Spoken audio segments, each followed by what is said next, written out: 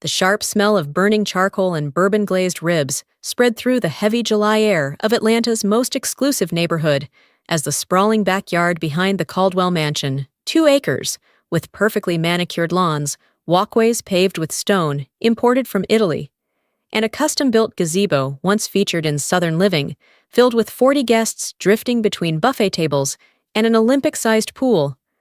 I stood by the drink table holding a glass of wine I hadn't touched in 20 minutes, watching my husband work the crowd like a king, wearing the pale blue floral dress Grant had chosen for me 3 years ago, because it made me look appropriate for a CEO's wife, a dress he called dated and sloppy today, but that I wore anyway. My name is Isabella Torres Caldwell, though I won't be keeping that last name for much longer. 34 years old, raised in Georgia's foster care system, a full scholarship college graduate, once a doctor, and for the past 5 years, Mrs. Grant Caldwell, wife of the CEO of Caldwell Logistics, a woman expected to smile beautifully at charity galas and never ask how the donation money is actually used. Grant stood at the center of an admiring circle, business partners in polo shirts, neighbors who drove German cars, distant relatives who only showed up when there was free premium alcohol holding court with a craft beer, his handsome face flushed with heat and self-satisfaction as he chuckled at his own jokes about quarterly profits and commercial shipping routes, 42 years old, and still carrying the athletic build of his college football days, the charm of a born salesman, and the moral compass of a broken slot machine. Seated in the most prominent spot under the veranda was Barbara Caldwell, my mother-in-law, perched in a white wicker chair like a duchess surveying her domain, wearing her signature Chanel suit and Dior sunglasses. Despite the 90-degree heat, her silver hair styled into a queenly helmet.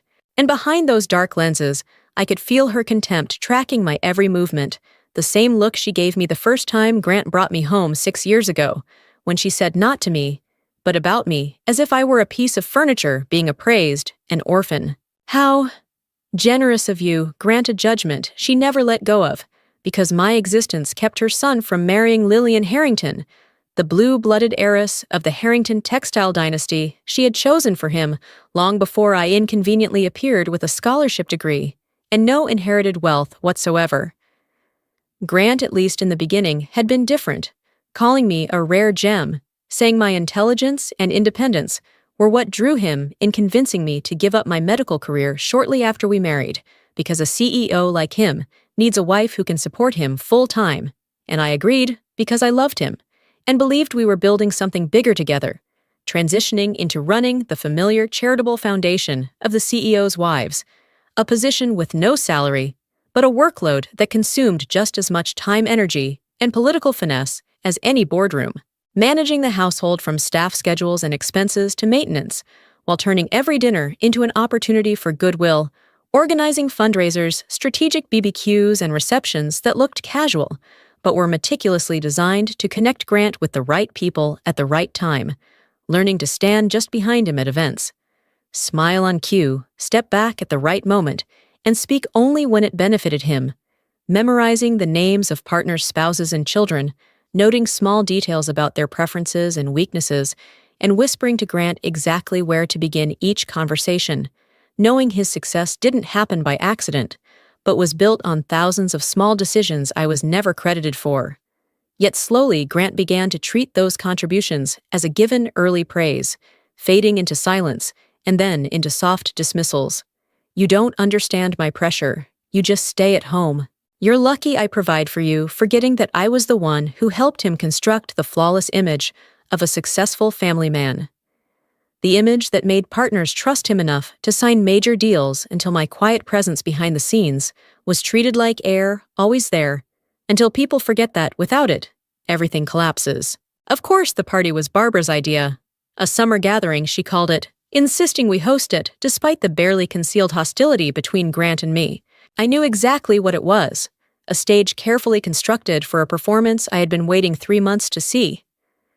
The shift in Grant's behavior had begun slowly, so gradually, that I convinced myself I was imagining problems that didn't exist.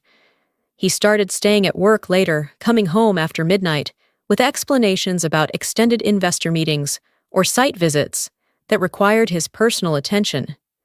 When I asked about his day, hoping to preserve some sense of connection between husband and wife, for the future we were supposedly building together, his answers became shorter and less detailed, as if he were editing information rather than sharing his life with me. His phone habits changed noticeably. The phone that once lay casually on the kitchen counter while he showered now never left his hand, always face down on every surface, always locked with a password I didn't know and never asked for. And when notifications arrived during dinner, he would glance at the screen and smile in a way that made it clear those messages were more interesting than our conversation. And then I found the hotel receipt in the pocket of Grant's suit jacket while sorting laundry, the Ritz-Carlton Presidential Suite, 2-night stay, charged to a Caldwell Logistics corporate card, the date painfully specific, the weekend of our 5th wedding anniversary. The same weekend Grant told me he was attending a logistics conference in Birmingham. I called the hotel pretending to be an executive assistant, quickly confirming an expense report, and the receptionist was helpful, even mentioning the champagne and strawberries Mr. Caldwell had requested for his guest on Friday night. And when I asked whether Mrs. Caldwell had enjoyed them, there was a pause before she carefully replied. The woman accompanying Mr. Caldwell seemed very pleased. Yes. I didn't confront Grant because I learned in foster care that confrontation without leverage is just noise. It makes you feel better for 5 minutes, and then you lose everything. So instead, I went to my laptop and opened a spreadsheet, something I had perfected in my 5 years as Grant's wife. I hired Ryan Whitaker, a private investigator, specializing in domestic cases, a former police detective with deep connections, and the retainer drained the savings I had set aside before entering this marriage.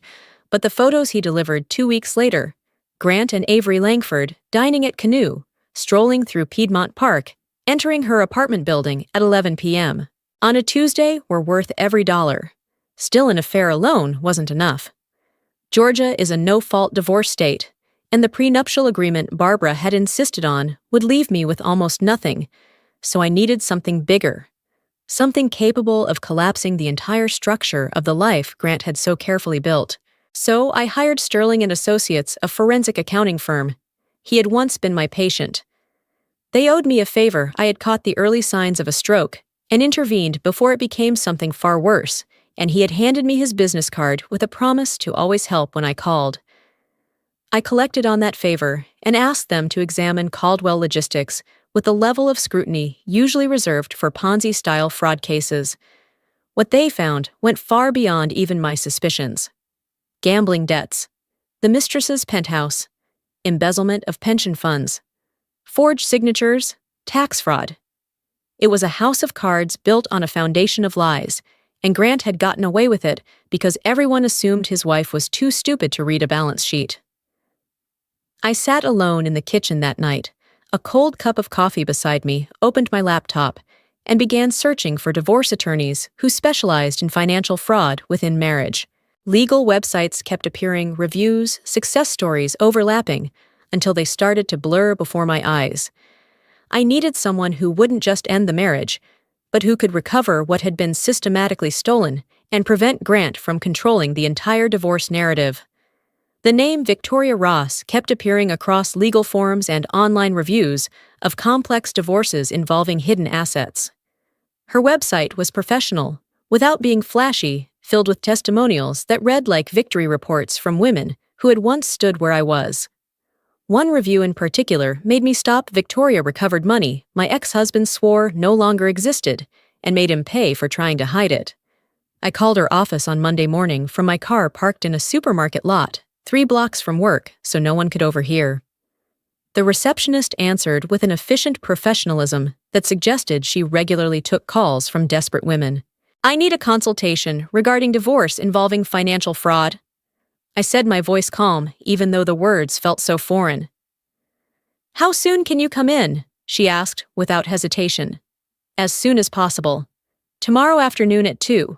Bring every document you have, bank statements, emails, photos, anything that supports what you're saying.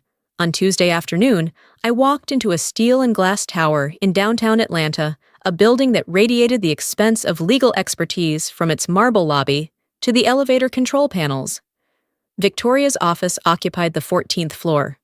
When I stepped out into the softly neutral-toned reception area, I felt both out of place and certain I was exactly where I needed to be. Victoria Ross was in her mid-40s, impeccably dressed in a charcoal suit that probably cost more than my monthly salary. Her handshake was firm, her office terrifyingly neat. When she gestured for me to sit in the conference room, I noticed a notebook and recording equipment already set out. "Tell me everything," she said simply.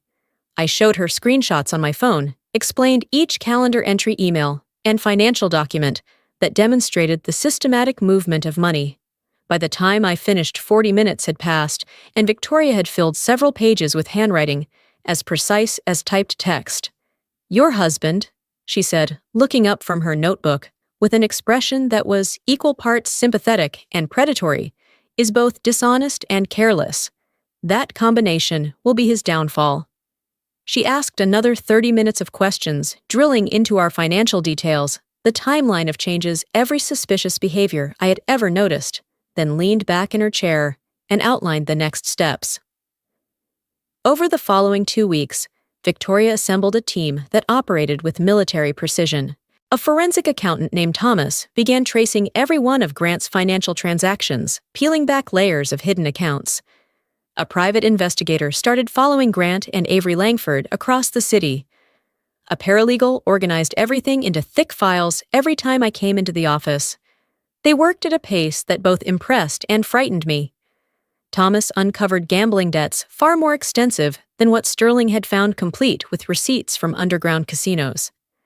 The investigator photographed and filmed Grant and Avery meeting at upscale restaurants, holding hands across tables, entering hotels in the middle of the afternoon, and leaving hours later with unmistakable body language.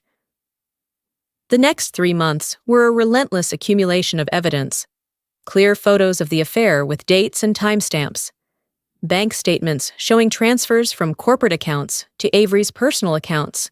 Proof of business fraud, embezzlement of pension funds, forged signatures on loan documents.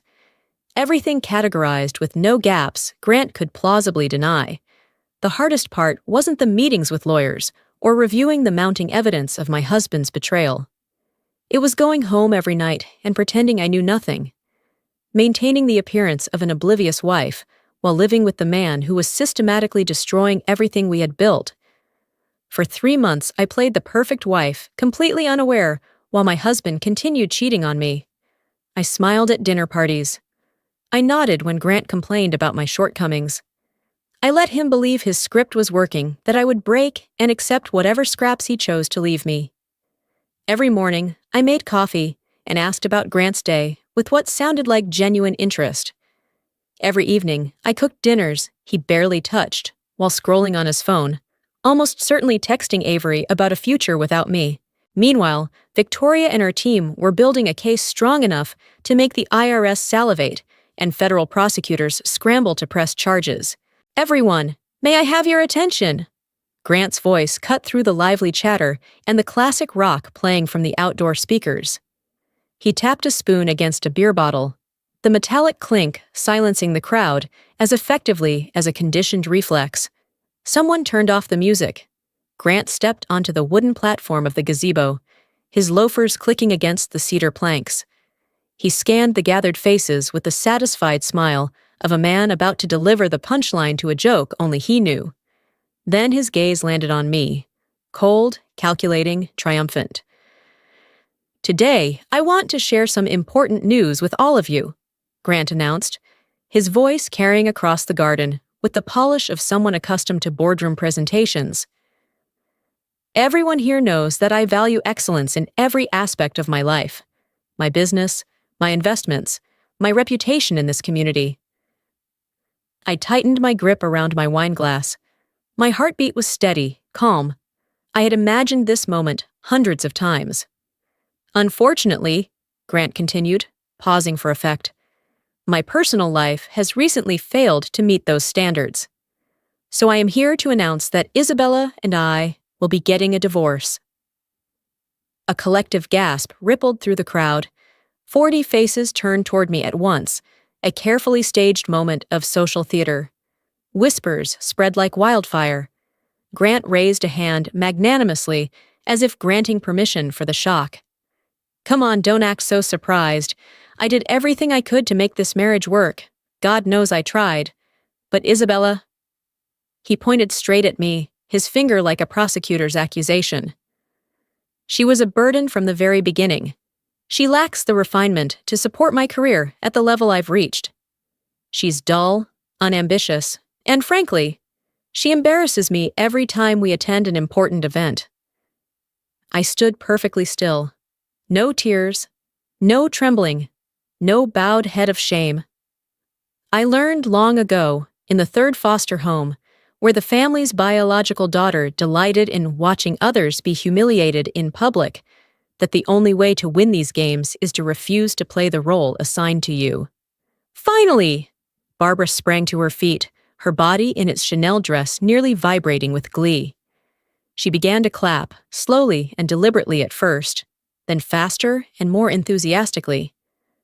My son deserves so much better than this. I told you from the beginning, Grant, that this girl was not suitable for our family. Thank God you've finally seen the light. Following Barbara's lead, a few of Grant's relatives joined in. Cousin Derek, who had borrowed $50,000 from Caldwell Logistics and never paid it back. Aunt Melissa, who had always looked down on my common background. Then others followed, until applause thundered through the yard, as if celebrating the public destruction of a marriage. Grant's smile spread wider. He was feeding on the energy, basking in the approval. He looked at me with naked anticipation, waiting for the finale of his carefully orchestrated performance. He wanted to see me cry. He wanted to see me beg. He wanted to watch me flee through the back gate in humiliation, while his guests whispered about the greedy orphan girl finally getting what she deserved. He had consulted 3 divorce attorneys. I knew that because I had intercepted the bills. He had prepared a strategy to exploit the prenuptial agreement his mother had insisted on, one that would leave me with almost nothing if I were found at fault in the divorce. He had spent months building a case around my alleged shortcomings, documenting my supposed failures as a wife in a leather notebook his lawyer had recommended. But I didn't cry. I didn't bow my head. I didn't run. Act 5. Instead, I set my glass down on the glass table with a soft clink. I smoothed the hem of my classic dress. And I smiled. It was a bright, genuine smile, one of complete relief. And I watched it hit Grant like a bucket of cold water, instantly extinguishing the triumph on his face. I walked slowly toward the gazebo where Grant was standing, my low heels sinking slightly into the manicured grass with each measured step.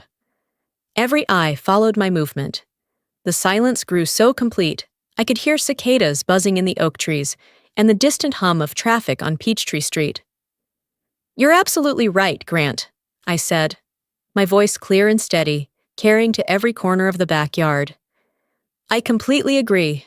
This marriage has been a burden, on both of us." Grant's expression flickered with confusion. This wasn't the script he'd written. I was supposed to cry, to beg, to make a scene that would validate his decision and make him look like the reasonable man finally escaping an inadequate wife. Then I looked up at Grant, with the expression I had practiced for weeks in the bathroom mirror. "Thank you," I said softly. Yet in the heavy silence of the lawn, my voice carried everywhere. "I truly thank you for this gift." Grant's confidence visibly wavered. This wasn't the reaction he had expected. A few guests exchanged uneasy glances, unsure what was happening or how they were supposed to respond. However, I reached beneath the fruit basket on the buffet table, where I had carefully placed an item 2 hours earlier while setting up. "I think you should look at this before we discuss the details of the divorce." I pulled out a large yellow envelope, the kind typically used for legal documents, and handed it to him. "What is this?" Grant snatched it from my hand, the corner of his mouth curling into a contemptuous smile. "A claim for property rights? Don't even dream about it, Isabella. The prenuptial agreement clearly states—" "Open it," I cut in calmly. "This isn't a divorce filing." Grant tore open the envelope with rough, forceful movements, the sound of ripping paper echoing across the silent garden. He pulled out a thick, professionally bound document, its crisp white pages carefully marked with colored tabs. The first page didn't bear the seal of the Fulton County Court. Instead, it carried the logo of Sterling and Associates, financial investigation and forensic accounting. I watched Grant's eyes skim the cover page. The contempt on his face froze, then slowly melted like wax near a flame. His complexion drained in stages, from flushed red with anger to pale pink, then chalk white, and finally a dull gray I had only ever seen on people receiving bad news from a doctor. This is, he stammered, his voice shaking. This is an independent investigation I commissioned 2 months ago, I said, turning not only to Grant, but also to Barbara, and the entire group of guests leaning forward, straining to catch every word. You see, Grant accuses me of being a burden, of being incompetent, of embarrassing him, but this report tells a very different story. I paused, letting the tension rise, watching Grant's hands tremble as he gripped the document. The report shows that you, Grant, are carrying a significant amount of debt, specifically $847,000 in gambling losses accumulated over the past 2 years at an underground poker club in uptown Atlanta, and approximately $2.5 million in expenses related to maintaining the lavish lifestyle you created for your mistress. This time, the crowd's gasp wasn't polite surprise, but the sharp intake of breath that comes just before truly delicious gossip is revealed. Lies, Grant hissed, his hand lifting as if to tear the pages apart. This is defamation. I'll sue you for... Act 6. I smiled, giving a small nod as if I had just received a polite compliment. Thank you, Grant. You're right. Paperwork alone can always be called defamation. I straightened up, slowly smoothing the skirt of my dress, then opened the small clutch beside me. When I took out my phone, a few people in the crowd instinctively leaned forward. They were used to surprise announcements at parties like this. This time, they just didn't know what they were about to see. Since we've decided to tell the whole truth in front of everyone, I continued, my eyes never leaving Grant, I think everyone deserves to see all of it. I tapped the screen lightly. The connection established instantly. The large screens mounted around the garden, normally used to show football games and family photos during holidays, went dark, then lit up again. Not a sentimental slideshow, no cheerful music, just a black background, with white text appearing clearly. What Grant Caldwell did while his wife was being called a burden. The air seemed to freeze. The first image appeared. Grant and Avery Langford entering the Ritz-Carlton, the time and date clearly visible in the corner of the screen. Next came distant footage, both of them at canoe, hands resting on each other's, laughing with unmistakable intimacy. Then another clip, Grant unlocking the door to a penthouse apartment in Miami Beach, Avery stepping inside first, Grant following, the door closing behind them. The murmuring disappeared completely. Messages appeared, one by one, enlarged enough for everyone to read. Promises. I'll take care of it soon. Transfers with vague descriptions but very real amounts. Corporate accounts. Avery's personal account. Dates, times, transaction codes. No one spoke. No one laughed. No one clapped. The music was off. A heavy silence settled over the garden, broken only by the faint sound of wind moving through the oak trees nearby.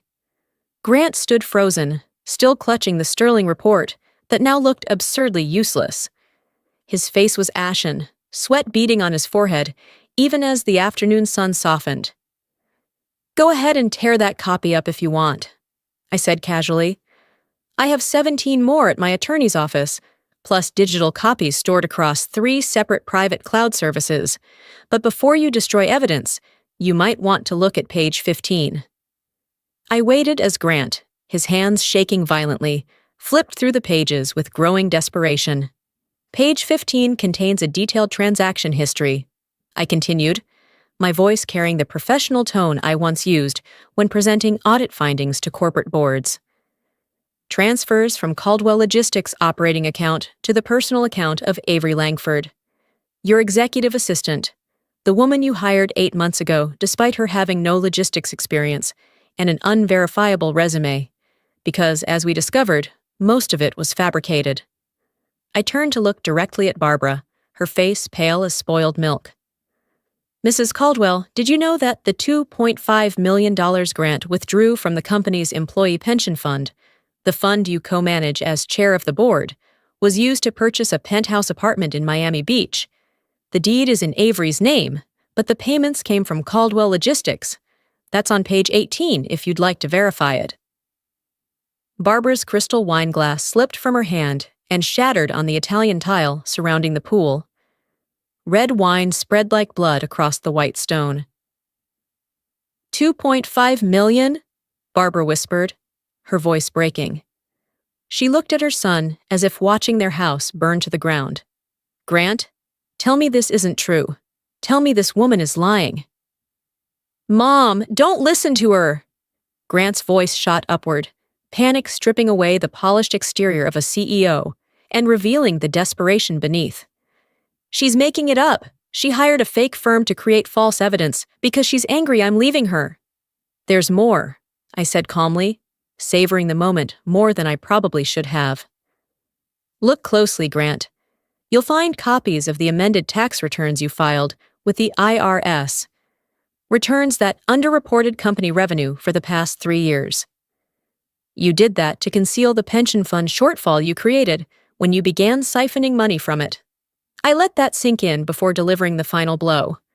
To cover the deficit and hide the embezzlement from auditors, you forged your mother's signature on bank loan applications, 3 loans totaling $1.2 million, all in Barbara Caldwell's name, all secured against company assets, all executed without her consent.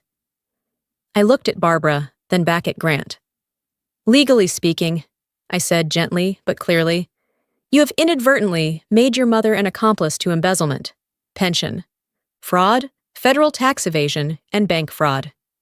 Sterling's report estimates her potential criminal exposure at, I pretended to check a page I had memorized weeks ago, 7 to 12 years if prosecutors cannot establish her innocence. The garden fell into a silence so deep it felt underwater. Even the cicadas seemed to stop buzzing. I could hear ice clinking against glass in someone's drink 3 tables away. Grant stumbled backward until he hit one of the gazebo's support columns.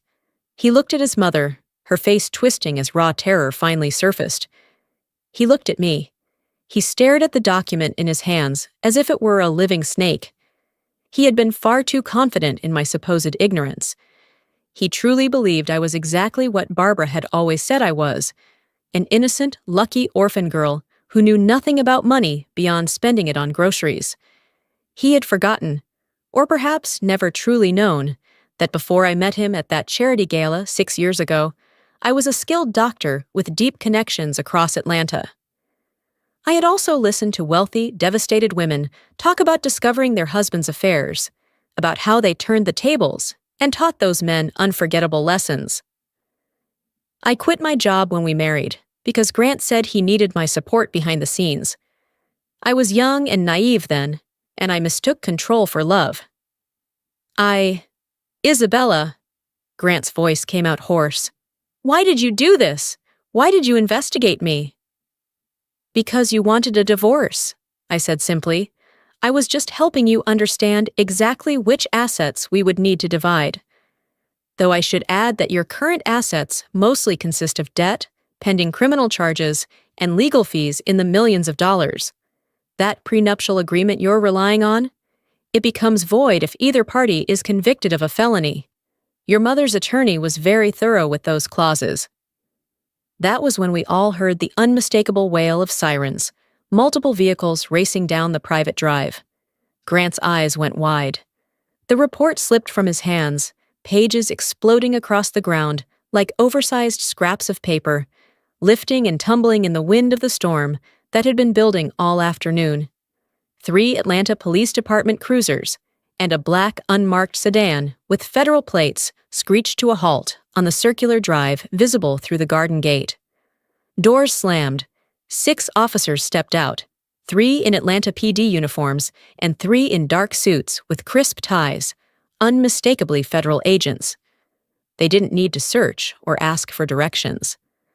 I had sent them detailed layouts of the property, along with photos of Grant and Barbara, an hour before the party began.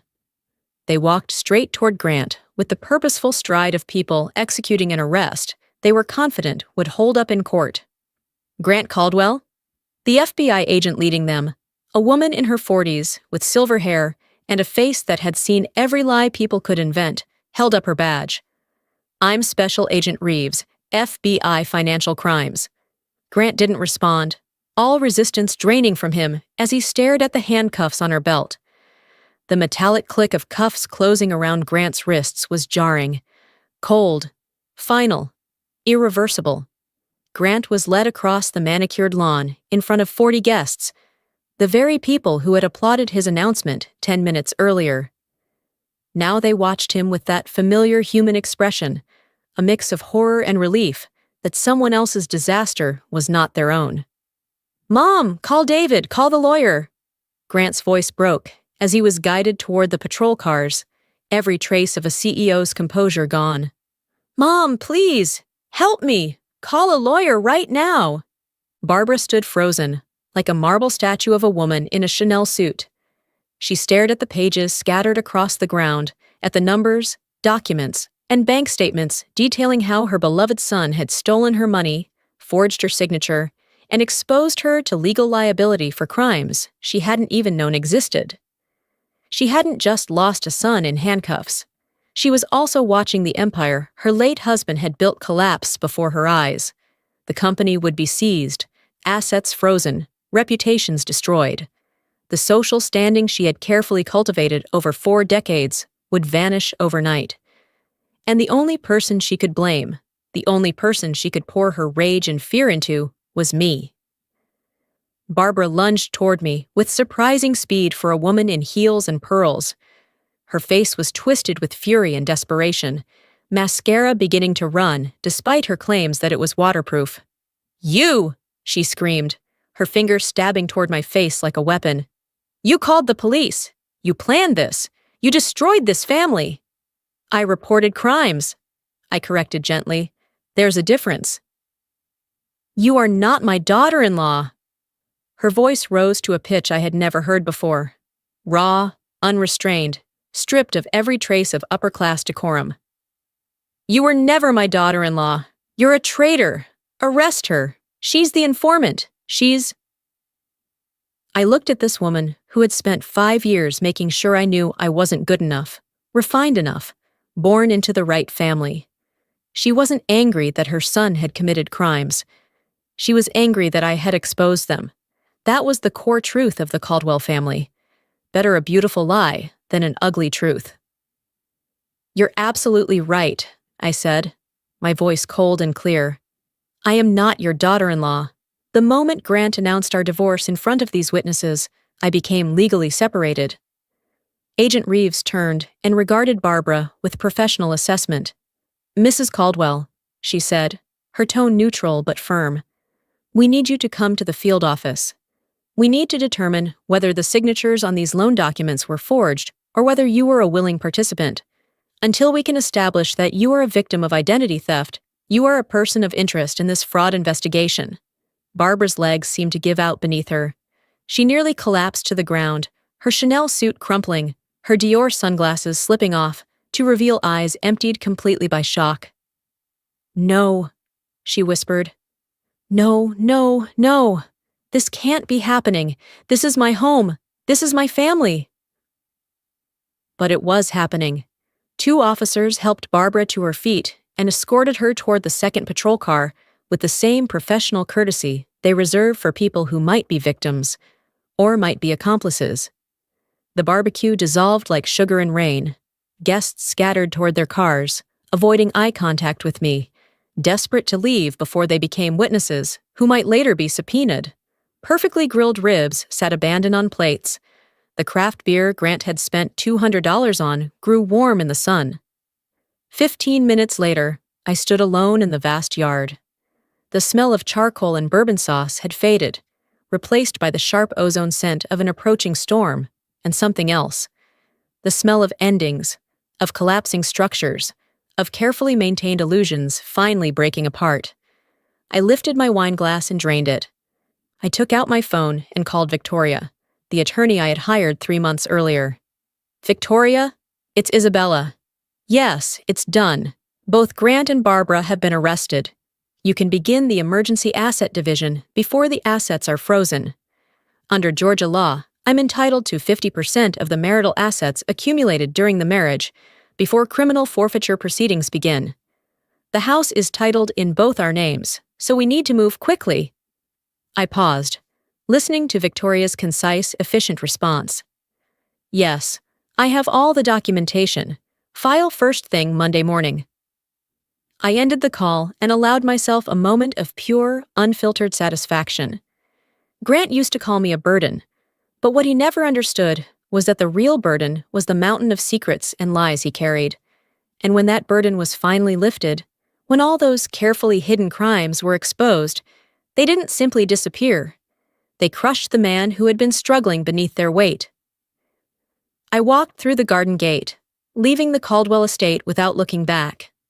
My car was parked on the street, a plain Honda Civic I had bought with my own money, saved from the household allowance Grant gave me, the money he resented providing, because it meant I had a small measure of independence. I slid into the driver's seat and sat there for a moment, both hands resting on the steering wheel, breathing deeply as I felt freedom settle in.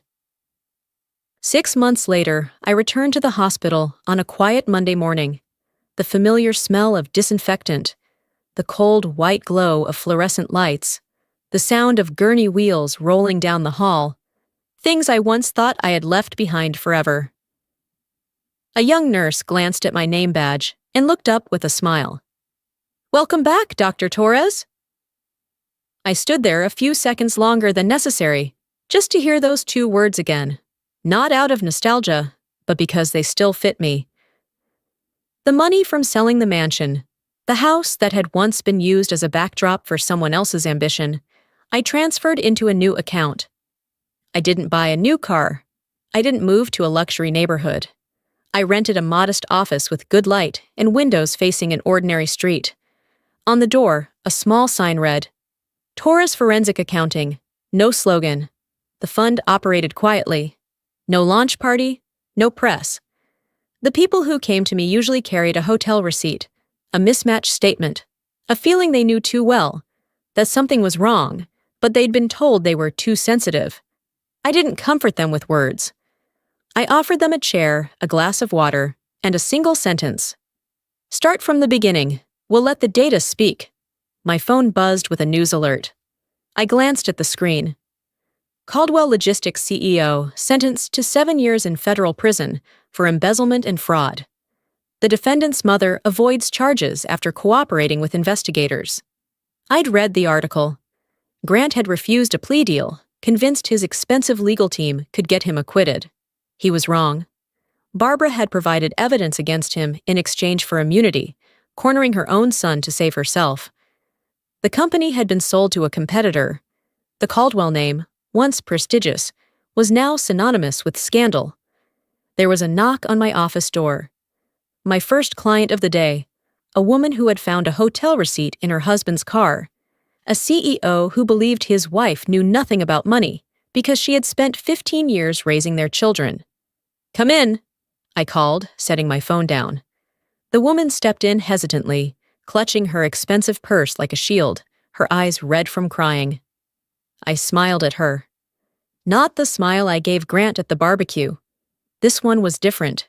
This was the smile of someone who had walked through fire and emerged holding a sword. "Please sit," I said.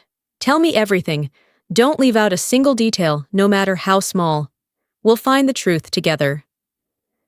She sat down and began to speak. Behind her, through my office window, I could see Atlanta stretching out in the afternoon sun, a city full of secrets, full of lies, full of people who think they can hide everything if they're clever enough. They're wrong. Numbers don't lie. Bank records never forget. And the women they underestimated are learning to read the language of money, learning to uncover the truths hidden in spreadsheets and wire transfers. I opened my laptop and started a new file. Grant once called me a burden, but he was wrong. The real burden was the secrets and lies he carried, weighing him down until they finally crushed him. And me? I set it down at that barbecue, walked away lighter than I had ever been, and now I help others do the same. One case at a time, one truth revealed, one woman empowered to stand up. If this story about the power of patience and intelligence left you feeling satisfied, like and subscribe for more inspiring stories. What was your favorite part? Share it in the comments.